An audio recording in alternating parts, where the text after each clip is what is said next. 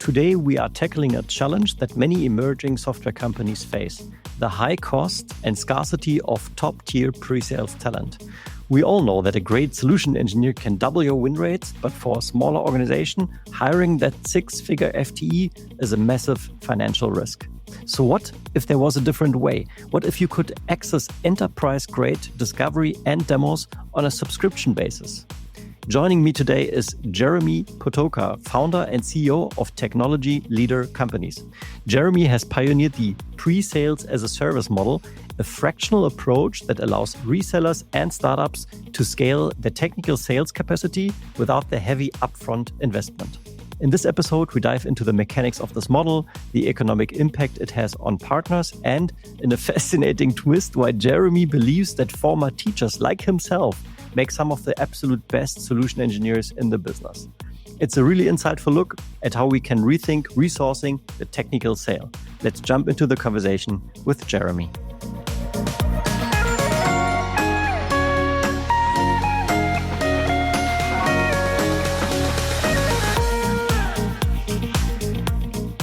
So Jeremy, when you and I spoke first, for me, the concept of like pre-sales as a service, completely new, one of the reasons why we have this conversation. But maybe in your own words, what is pre-sales as a service? How would you describe it? Yeah, the best way for me to describe that is really, if you look at how any SaaS solution is delivered, on a subscription basis governed by some sort of resource tier structure, right? We take the same approach. We really have productized SE capability, SE bandwidth, and then we, on a fractional basis, provide that to lots of different software companies and software resellers. So when you say fractional, you're saying that the team that works for you is never 100% assigned to one of your accounts, but multiple. Correct. Potentially, or? That's correct. Everyone has at least, let's just say 2 or 3 different solutions on average. That's kind of the breakdown. A lot of what we do has some significant overlap too within accounting software, supply chain software, manufacturing software. So the way we've organized ourselves is not by software, product, or platform. It's like you're a construction tech expert. You're going to learn these 2 or 3 solutions. You're a manufacturing and supply chain expert. You're going to learn these 2 or 3 solutions. Okay, so you're saying your team is organized sort of by like a verticality where they are an expert in a certain field and there's multiple software categories that are selling to this field. And then Correct. This is the match that you're doing. All right. Industry vertical is the best way to look at it. All right. So, you founded the company, correct me, like 3-4 years ago? Correct. Yep, it was a little over 4 years ago. So what was your sort of initial pain point that triggered the idea that something like this could be successful on the market? So I've worked in this channel of ERP software for almost 13 years now. It's called Acumatica. It's a Microsoft ERP accounting software product, sold mainly in North America. It is sold abroad, often under different kind of OEM or white label arrangements. So really the reason I thought this model might be successful was because, especially in a fragmented ecosystem, and if you think of any ecosystem, think of like Salesforce, ServiceNow, Oracle, Acumatica, like more Microsoft-driven technologies where we are, it's oftentimes not just a single vendor that is selling the product. You have a platform that's built by the vendor, and then you have a distributed channel that is responsible for reselling, for implementing, right? The partner channel model in enterprise software is really a well-worn path for scalability. And that's why it's so common in our space. The downside of a fragmented channel is that you don't just have one company selling Acumatica. You have like 400 globally. And all of those 400 companies are small, right? They're, even the biggest ones being 100 million in revenue. For us in the US, especially, like that's still a relatively small business. It's not a big enterprise. I would say the average size of our clients in that space are 15 to 20 employees. So when you're a firm that is reselling software, or you're a marketplace provider who has built an integration, a bolt-on, some other software that lives on top or connected to Acumatica, you might even be smaller. You might be 5 to 10 employees. So that's really the world that I knew before I started this business. It wasn't one big software company with a 100-person sales team and 30 SEs supporting the sellers. So that was the concept early on, was how can I build out almost as if it were one single company, right? How can I build out a team of 30 SEs and offer them to like the 700 companies that basically work inside of this single ecosystem? And that's what we've done. Over 1,000 sales and pre-sales professionals at companies like SAP, Salesforce, and LeanIX are already benefiting from the Disco Deck. With the 60 most important questions covering decision-making, economic factors, technology, and 5 other categories, it takes your discovery to the next level. The Disco Deck is available in both German and English. Head over to discodeck.shop now to grab your copy. You'll find the direct link in the show notes, of course. Thanks for your support, and now back to the episode. All right, so let me get this right. Are you saying that your primary customer that you sell pre-sales as a service to are primarily partners of the big software companies? I mean, you mentioned Microsoft now a couple of times, which, maybe some background or context. If I'm looking at SAP, right? I mean, I know the German market a little bit. I've worked at SAP. SAP in Germany alone has like hundreds of partners that they work with. Exactly what you said, right? Teams of between 5 to 10 people up to sometimes hundreds, in rare cases, thousands of employees. But the average SAP partner in Germany has definitely probably less than 100 employees. So smaller companies, they focus primarily on reselling and obviously implementation of SAP solutions. So this is sort of the space that we're talking about, if I'm just getting that right. It's split like 50-50. 50% of it is a partner that's selling another product, right? Like we don't work with any SAP partners, but our main channel is equivalent to the SAP Business One channel. It's like a mid-market solution implemented and sold by resellers. The other 50% of our business is companies that have an app that is integrated with SAP or integrated with Acumatica or integrated with Sage. And again, they're like usually only 5, 10, 15 employees. Usually not in a position to float an SE. And even if they find one, they struggle to keep them for a long time because, they want to grow out of that. They want to sell, if the bolt-on solution is $15,000 a year, like they will eventually want to grow into selling a full ERP solution, right? More complex sales, more earning potential. So the attrition within all of these companies is really high for this role. So what's very common is you have a developer, a business owner of the partner entity, and they're the ones that are doing the demos. And as you throw a consultant or someone that's not highly skilled at doing discovery and executing on a solutions role, typically doesn't go very well. Look, I'm starting to understand now because I definitely see what you mean. I've worked with many partners. I've never worked at a partner before, but I've worked with many throughout the course of my career. And the typical structure is, especially the smaller ones, they are founder-led sales. So they do the customer-facing activities before it comes to a contract. And then when the contract closes, the implementation team is then executing. And this is what you're describing, right? Those founders, they are probably, they probably don't even have the time to focus on like demo excellence and all the sales strategies because they are also leading a company. Yes, a small company, but they're still leading a company. So for them, it's almost like one of the many activities. Whereas when I understand you correctly, you provide a service where you say, hey, you can relax on the pre-sales activities. I have a dedicated team that you can leverage. Correct. They have already all the skills they require to do an excellent job. They only, I'm saying quote unquote, only have to learn the specifics of your solution and your offering, and then they're ready to go. Yep, that's right. And it's an interesting one because when I have conversations with all of these partners, I often ask, do you have a dedicated pre-sales team? And some do, but most don't. Mm-hmm. And even the ones that do, oftentimes they don't have enough capacity. So even some of our largest software reseller partners, they could just use some extra help. Maybe they have some really good manufacturing SEs, but they need some field service support. Like they don't have anyone that can learn to demo a field service module or a construction solution that's integrated with the overall ERP system. So that's really the gap that we feel. I think it's interesting what you said, Tim, about the concept of like the founder-led. What I see with founder-led, even in a reseller environment, and I should clarify too, these resellers aren't just taking the product and selling it. They're usually focusing on a specific vertical industry. Like you're not just selling a vanilla solution.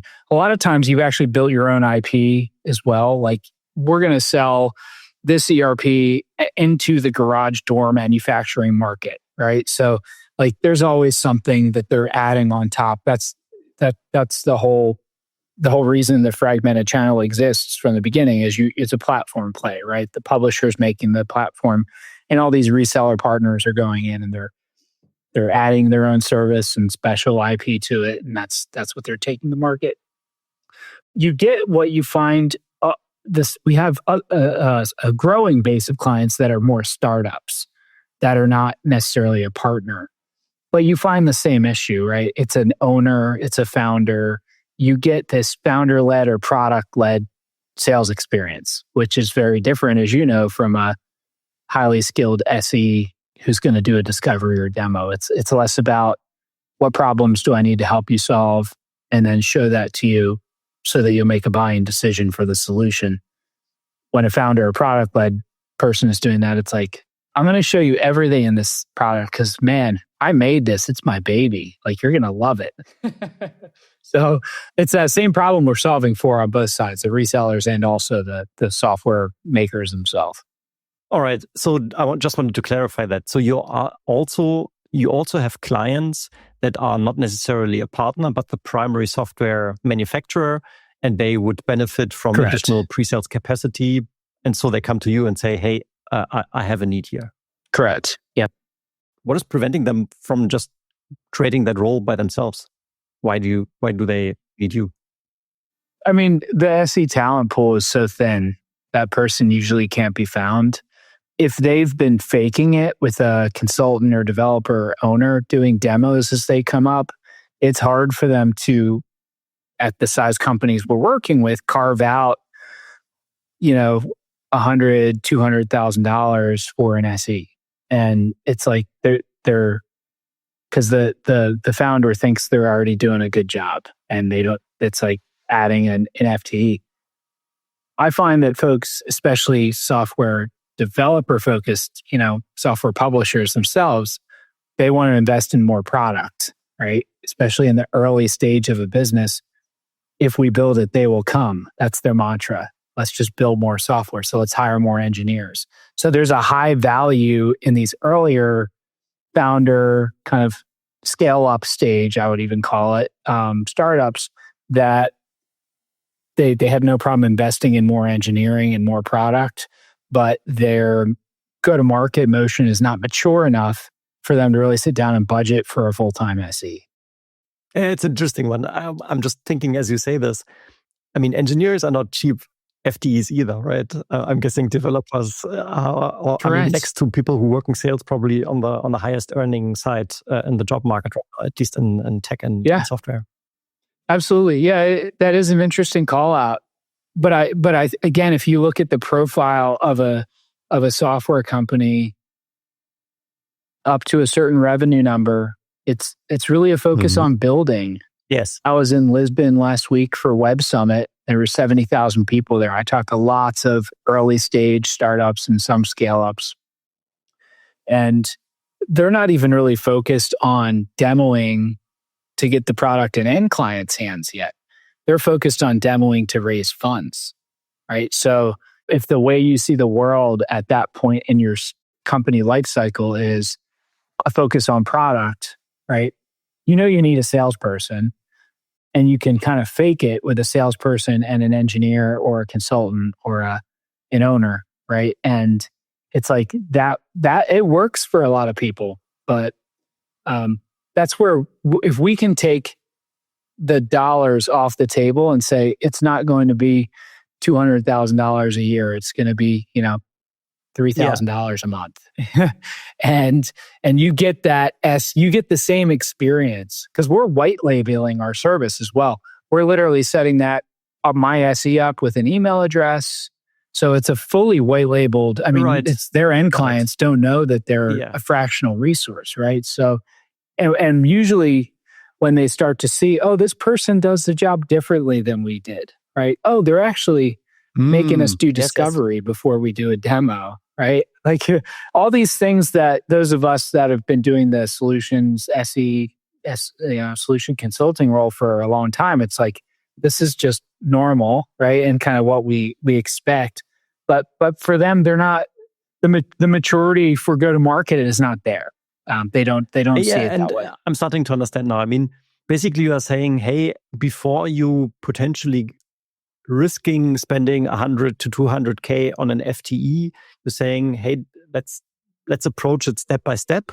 Let's think about a part-time resource, which will only cost you said something along the lines of like $3,000 per month. And you can sort of try it out and you can see the impact. And if by then you see the capacity to actually occupy a person full-time, you can still then on a second stage, I guess, move over and then open up the full FTE. But this is sort of like a risk-averse way with lesser money amount, but still getting the benefit from it. It's 36,000 is a lot better than 150,000. No, absolutely. And that's where, especially Harvard Business Review, right around the same time I started my business 4.5 years ago, they published a study on the impact of SEs in sales and in go-to-market. And it was the timing of it was so cool. I certainly hadn't talked to them about it or anything. It was like I launched my business a month later, this thing came out. And the summary of this article and study was 3 things. If you invest in pre-sales, you will see faster sales cycles, you will see better closed won ratios, and you will see higher deal values. So the sales are going to take less time to close. They're going to be for more money, and it's going to happen faster. And at a higher clip, right? Better win percentage.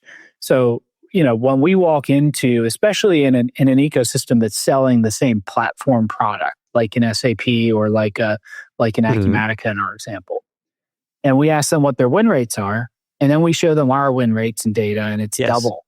And then you also introduce the cost arbitrage of having a fractional resource that 6 months from now, if your pipeline totally dries up, you just stop the subscription, right? Don't renew our subscription. And that's why it's just grown like wildfire in the world that we're living in within Acumatica specifically, because it does work. Like it works well. And the interesting thing for me has been, I thought we'd be a stopgap solution for people, right? It was like we come in, instead of them hiring one person, we give them 3 just because people take vacations and we want to make sure we have good availability. And I thought, all right, a year in, 2 years in, they're going to outgrow us. They're going to want their own SE. It's only happened twice.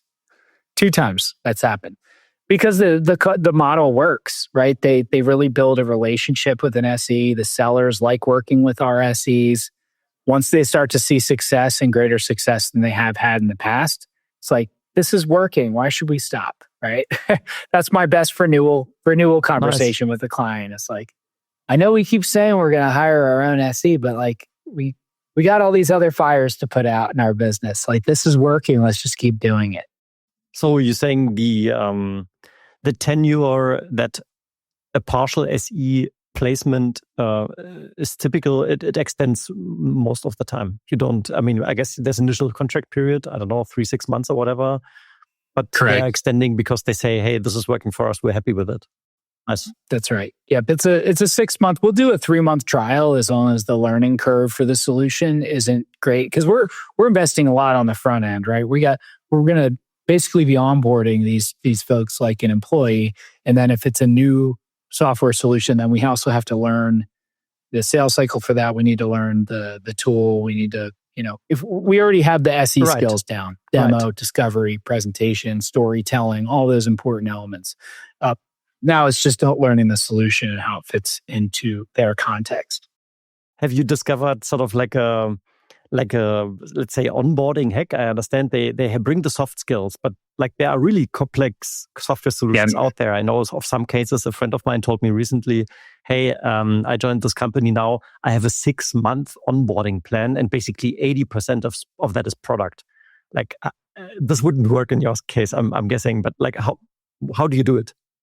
I'll just go back to the SAP example because it's a common thing. A lot of the folks listening to this will understand. Like we operate in a specific family of technologies, and I know how to scale that really well. So if your average SAP reseller said, "Hey, could you do pre-sales for us?" I'd really have to think hard on that, because what that means for me is now I'm moving into a whole new ecosystem. There's some overlap with our current client base and partner base, but now the only reason I would do something like go that far out of the world we know is because there's like, I get 3 at one time, right? Or there's some sponsorship from the software publisher. And we've had a lot of great conversations with other publishers to do exactly that. They're like, "Hey, we want you to be in our channel. So we'll fund this. And then we'll introduce you to a dozen partners," right? The onboarding still for an SE in particular, for a lot of this, our average deal size is 65, 70,000 US dollars per year, and another 100 to 200,000 in services. Like it is, transactional sales don't require a competent SE. People might disagree with me on that, but if I'm demoing a solution that's $50 a month or $150 a month, like a lot of times the seller is also the one doing the discovery and the demo on a transactional sale.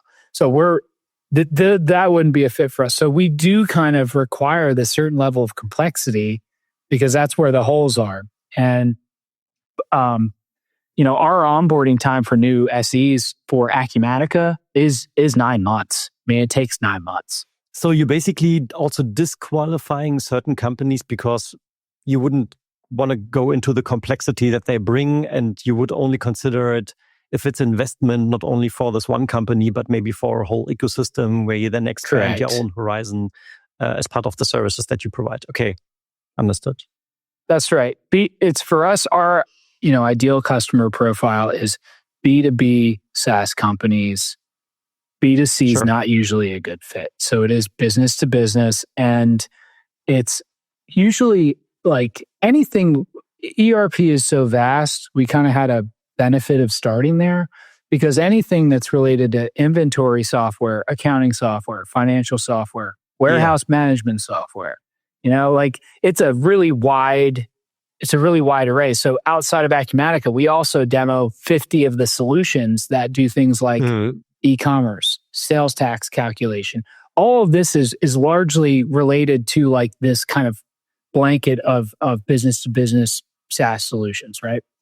If someone came to me and said, "We built an AI automation tool for cybersecurity," right? I have to think really hard about taking that client because it's outside of our wheelhouse. From a scalability standpoint, in the future, might we spin up a cybersecurity SE practice? If the demand was there, sure. But again, I'd need to really understand the demand because we could do it. It's just time and people. But we have the processes in place, right? It's more of is the market demand there for us to do something like that. Before I forget, you just mentioned a minute ago that HBR journal that talks about SE and the influence of SEs to company success. Maybe after this conversation, you can share the link. I'll put it in the show notes for listeners to read up on it. I certainly want to read up on it. I don't think I have read it. Sounds certainly quite interesting. Yep. And one of the points you made in there, which leads me to my next question, is what is the economical impact of SEs? So I'm guessing, when I look at software sales, what we typically would do is we do an ROI calculation, right? You invest 100,000 euros in our solution, but we're solving a problem that is maybe 500,000, 1 million a year worth. So you have a 10x return on your investment. Do you do something with your customers as well? When I started the business, I had an ROI calculator, and it compared, things like lost sales because your win rate is a bit lower than the benchmark it should be at. Or, if your other option you're considering is hiring a full-time SE, that's going to cost you, X, Y, and Z. Base, variable, benefits, Social Security, fully loaded, right? All the things. And to be honest, the value for most of our clients, like we didn't even have to go there because they've tried, right? They've tried to hire SEs, a lot of them. And so the ROI is really apparent. It is a really interesting, so short answer, we don't dive into that just because the ROI is typically apparent to the folks we're working with. We don't need to do a large study on it. But you could look at it so many different ways. I mean, we take it from a cost perspective. Here's your other option for a W-2, full-time employee. The real way to look at it would say, let's assume your win rate is 20% right now. And next year, you don't get any more leads than you got this year. You get the same amount of leads, but we actually convert at a 35% rate, right? Without investing in any marketing, any additional lead gen, all we're doing is actually converting your pipeline. And what's amazing in SaaS, as you know, Tim, is we can literally take not just year one revenue. We can say, if that means at your company, that 15% makes up $500,000. That's not $500,000. That's like, really, it's like, $5 million because we're going to 10x that over the customer lifetime value. So, I mean, you could look at it so many different ways. And we're certainly charging a whole lot less than $500,000 or $5 million, right? We might be charging for someone like that. We might cost $120,000. But like, if you told me spend 120 to make 500 this year and 380 net, but over the lifetime value of these customers closer to $5 million, like, why wouldn't you do it? 100%. 100%. So how do you, now I'm so obviously curious, how many SEs do you currently have working for you? We have about 20 today. Yep. Mm-hmm. We have 20. We have 30 employees in total, but we have branched out into a couple. As we started helping people with pre-sales, they said, hey, could you help us with marketing? So I also created a marketing agency that helps with top of funnel. And then as we help people start closing deals, they were like, we need help implementing. Can you guys help? My experience as an SE prior to starting this company, I worked for a great reseller of Acumatica, wonderful company to work for.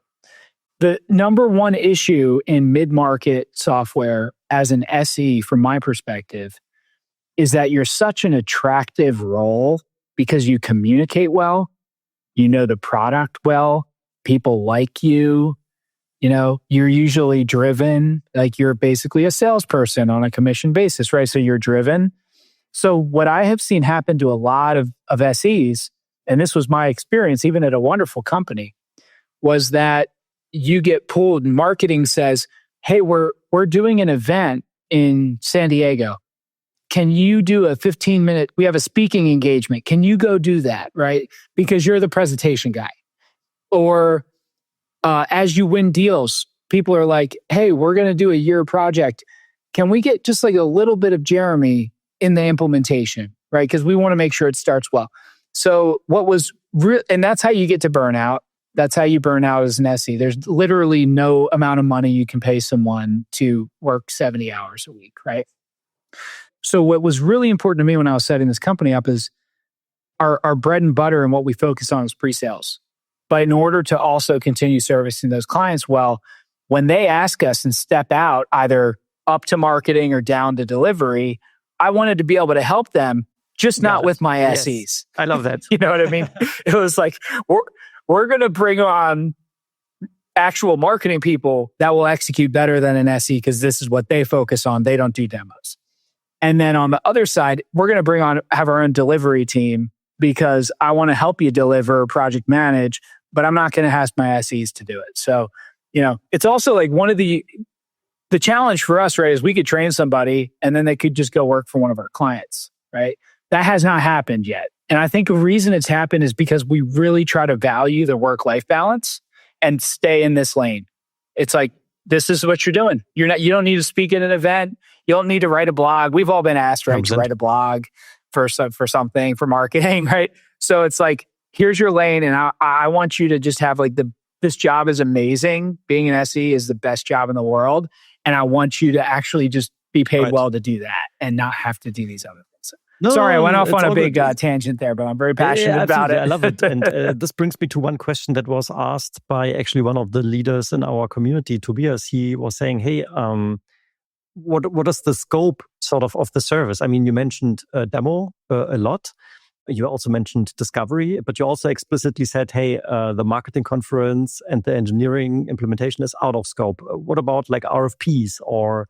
Correct. I don't know, maybe like development for custom projects and stuff like that. How far does the scope of the roles go that you provide? Yeah, it really does everything except, marketing and delivery excluded, right? And again, we help with that. It's just we have different branches of our company that do that. That's the other 10 people that are not in the 20 SEs that we have. We'll do the RFPs. How about like pilots, POCs? So if they need help with RFPs, we'll do proof of concept. We might bring in someone from our consulting team if it really gets down into a heavy level of detail. I'm not a big fan. POC is, everybody defines POC a little differently. If it's a 3 to 5 day POC effort, sure, our SE can support that. If we're talking about a 3-month engagement for $50,000 POC, we're going to pitch that over to the fence because we have solution consultants that are more delivery focused and not sales focused, and it's a better fit over there. All right. And how do you find the right talent for your team? I mean, I guess those individuals they are probably a bit different than maybe the average SE because they require more flexibility. But like maybe you can walk me through that a little bit. How you identify talent for your teams. So I'll give you a little background on me first. I did not go to like business school or engineering, computer school, anything like that. I was a teacher. I actually was a adjunct professor in Spanish. So I spent time abroad, loved linguistics, at very much had that academic track.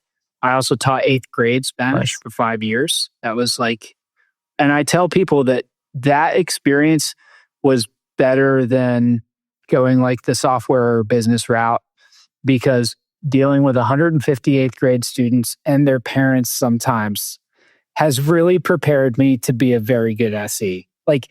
A lot of our business is in person still. So I'll be on site at a manufacturer doing a demo. And the questions are just coming at me. And some of them are good. Some of them are insulting. A lot of personalities in the room. That doesn't rattle me at all, right? I was trained by 30 8th graders at a time and trying to teach them a different language, right? ERP is actually very easy. Doing that with students is very challenging. So, but if you think about it, what do you learn as a teacher, right? You're learning to communicate. You're learning to summarize these ideas. You're trying to get the other students in the classroom to take some sort of action. So we have several former teachers. I actually hired one last year. He's a former Spanish teacher. So it's been a wonderful route for us to hire former teachers because their expectation for what they're going to make isn't like they're starting at a high SE rate. So I have the ability in our budget to be able to hire someone that may not actually demo Acumatica or another solution for 9 months, right? Because I have the time to invest in them. We have a whole mentorship and onboarding and training structure. And the person that built and runs a lot of that was also a teacher. So, that model for us has worked really well. And we get the feedback all the time about why is we had 3 vendors do demos. Why was yours different? And it's well, we're used to working with kids and explaining things at an 8th grade level. And it really does make a huge difference. So that's my profile. I'm in our ecosystem. There's not that many SEs, and what happens sometimes is they hire from one partner to another, or they hire from one one like sales tax automation company Right. to another sales tax automation company. I've been in this Acumatica world for a long time. I have had certain people that even worked for me before follow me here. But outside of that, our normal person we hire never did the SE job before. But they were pastor or public speaker of some sort, teacher. Like that's the profile that I can really do something with fast. I'm fascinated, especially since you just said pastor. Yeah? I mean, I certainly did not expect that one, but I mean that sounds super interesting. So I mean, this is probably a whole conversation on its own. So, but I'm curious. Maybe you can give me a brief on it. Like, how do you teach these people all the SE skills? Like, how do you teach them the discovery, the demo? You said you have an own onboarding in your company, so I'm guessing that's sort of part of it. But like in a nutshell, like what's your process? So I would say just kind of one blanket statement before a lot of it's basically a requirement that these folks that haven't done the SE job before work out of our office. We're about an hour west of Philadelphia in a town called Lancaster, Pennsylvania, a small city here. So we have invested in physical office space, and a lot of those junior folks that have not done this job before, they are sourced out of Lancaster County. So they're here. It's easier to be a sponge and learn to do anything new when you're actually in person, or I'm doing a demo from my, conference room table over here, and they're just sitting there taking notes, and I give them things to do either in the demo or part of the discovery. Just here, you're going to ask questions around this one thing. And I'm going to prep you for that one thing, and then we're going to jump in. So that in-person component really has been I hired someone that was a teacher 3.5 years ago, and he sold $4 million of software last year. Oh, right. And he even says, I wouldn't have been able to do that if I was a remote employee. Like I wouldn't have gotten the reps in. I wouldn't have been a good sponge. Outside of that, what we have, again, it's the teacher in us. We have a rubric, and the rubric basically says, hey, this SE job is pretty complex. You need product knowledge. You need sales acumen. You need the pre-sales skills. And I even break out, for me, what's always really important is presentation skills. Because I think, for some reason in society, we've lost the art of teaching people how to public speak, right? And watch their own recordings, and even just pulling out the verbal crutches that they use that are distracting to people. So I might be a little excessive on that, but again, if a client is hiring us to do awesome discoveries that are engaging and do knockout presentations, we have to actually serve them better than if we were a W-2 employee, because they could just end the contract and not renew, right? So we have a whole structure around this. We have 5 domains of doing the pre-sales job. A lot of it's there are some great books out there that we've all learned over the years, like Demo to Win. That's not that we integrate into what we're already doing. So we have them read like a sales book. We have them read. One of my favorite things that we've done, if you know who Anthony Iannarino is, The Lost Art of Closing. Mm-hmm. It's really a book for sellers. But it's one of the things teachers or former pastors, that the sales environment's new, right? So I need to give them artificial experience with that. And so that these have been ways that we do it. So, in a nutshell, that's just a summary of, I don't like the word onboarding because it feels like onboarding is something HR does. But it's more of like, hey, we're going to invest in you. We're going to make sure you have a good experience. You're going to be a good sponge. And then we're also going to take you through a process that we have built to create SEs. All right. Now, there was one other question that came around, actually, what does it cost me? Right. And you gave some initial insight on it. You talked about like $3,000 per month, for example. But I could also imagine, and this is where my question is going, that you probably have people who are maybe placed as like junior SEs and then maybe like more senior, and maybe there's a bandwidth or something there. Like, can you give us those ranges? Like, what is a typical range for the service for pre-sales? So the beautiful thing about this, so the range, we have clients that are, say, like $2,500 to $3,000 a month, up to $20,000 a month. At the 20,000 mark, we're really like their full-time pre-sales team. Okay. The other thing that's very important for me is we do bill for a commission just year one revenue, right? So we're going to bill 5% of commission on year one revenue. That's how our model works. So that way I can pass commission back to the I was about to get into that. So right? yeah, They're all compensated on a variable basis. Yeah. Yeah. So, a client that's paying us $20,000 a month may actually pay us like $300,000 in a year, right? But someone who's paying us $3,000 a month may pay us $50,000. But again, we're doing that because we're helping them close a lot of business.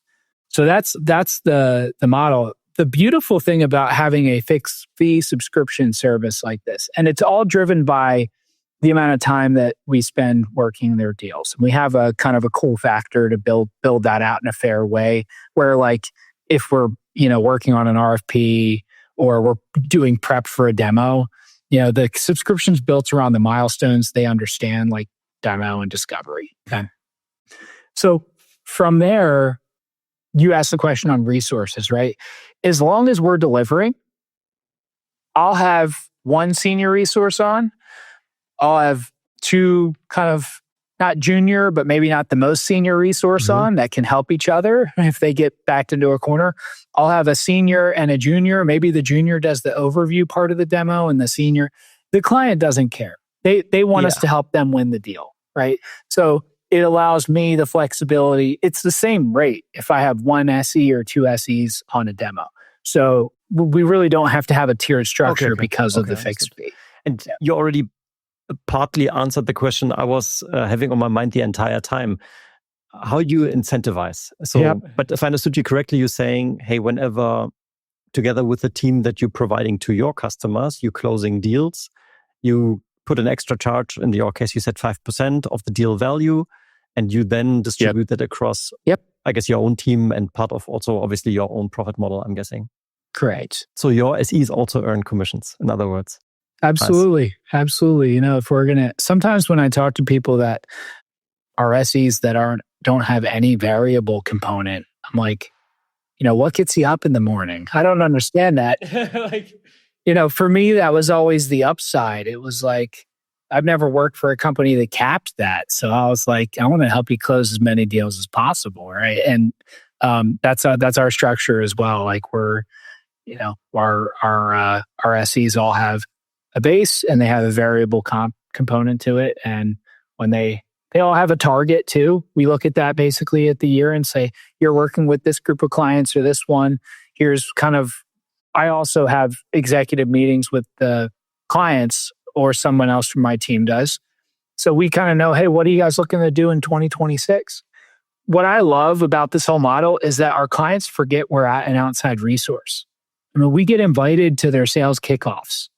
And they'll fly us to their sales kickoff and we're not necessarily presenting. We're just there with their sellers, learning and talking about what the next year looks like. And we're deep, we're deep into these organizations. It's not just, I equate it to like, sometimes people think we're a demo vending machine. It's like, I just give you the transcript from the discovery and you do a demo. That's not for us. Like we are a holistic kind of true form pre-sales engineering, solutions engineering model. And if you're not going to help us qualify in and out deals, if you're not going to involve us in discovery, we're not going to be able to put together a good demo. Now, because we do all that work, we also earn the incentive when we help you close business. All right. So last question that I have on my mind, and then I would probably check the community chat again if there was maybe one or two more questions added in the meantime. But the one that I have, like if you think about your own company now, I mean, you said you founded the company 4 years ago. You have now 20 SEs in the team that you're positioning in different clients. You have a focus on a certain, let's say, industry and also category. You mentioned Automatica and ERP. Like, where do you see this heading? Like, are you planning to branch out to other software categories, into other industries? Are you staying it like that because it works for you? I'm just curious. Like, also, I mean, I'm guessing you're focusing on the US. Obviously, I'm Germany based. I'm sure in Europe there could be a demand for such services as well. Yeah, that's part of what I was in Lisbon for last week, is really vetting what kind of, we have a couple of clients in Europe and have had others that are no longer active, one in particular. And 85, 90% of our business is in North America. So the theory that we're testing is, especially for like the easiest thing for us to do is help a European software company, or we have one client in Australia and New Zealand. Europe is easy compared to Australia, right? Because that time zone difference is just wild for those guys. So we're basically one of their North American SEs, because they're starting to build a team out here, but we also have experience and exposure, and we've been working with them for a long time. Same thing with our European clients, right? If they built an app, it integrates with some of these other solutions we're already working with.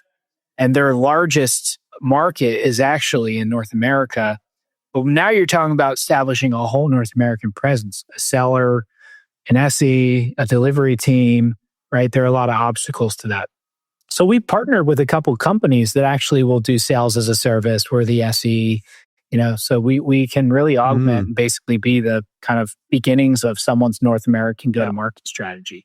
So that is definitely part of our growth strategy moving forward, something that we're looking forward to continuing to do. Outside of that, I'm always just open to what other ecosystems. I keep using that word, but it's important to me, right? Because if there's an ecosystem of not just one company selling the same software, but 100 or 50, we're going to have the same problems our current client base experiences in a fragmented channel. They don't have the resources. The benefit is that kind of smaller niche boutique consulting experience that the end client gets when they buy the software. They're not working with a 1,000-person company. They're working with like a local reseller that focuses on garage doors or whatever it is, But so that challenge exists in other ecosystems, and that's probably where we're headed, is what other ecosystems could benefit from this model where I can scale very fast. And even if it didn't work out for one client in the ecosystem, it'll work out for 5 others. Yeah, it makes a lot of sense. And I mean, I brought the SAP example in the beginning of our conversation, right? I'm also thinking about, you mentioned Microsoft. I'm thinking about Oracle. I'm thinking about Amazon. I'm thinking about ServiceNow. Because they all have started to build like a really large ecosystem in Germany, but also, of course, in Europe. So with literally hundreds, sometimes thousands of companies, mid-sized companies that are reselling, which probably have many of the challenges that we spoke about earlier in this conversation. Even someone like Salesforce, right? Like Salesforce has all these resellers. You can obviously buy it. That's the difference, right? Acumatica, you can't buy from Acumatica. You have to buy from a reseller. Kind of, and I know depending on the model of SAP, it works largely the same way. But for Salesforce, even if you buy it through the Salesforce, you implement with a local partner, and then there's the marketplace. Now you have all these marketplace solutions, right, that really help you use Salesforce. So even folks in the marketplace like that, they built their own software. They're a 15-person company, and they're selling 20 deals a year. They'd love to have someone else do the demos. Like it's those types of fragmented spaces that I see us heading into. Jeremy, this has been a very insightful conversation. I learned a lot. Fascinating model. Clearly it works quite well. 4 years ago, you founded the company. You're still there and have fantastic, to me, compelling growth plans. So maybe in a year or two, we can do a check-in again, because I'm certainly curious how it went. Thanks for joining us. Thanks for sharing your story. Thanks for sharing what pre-sales as a service is.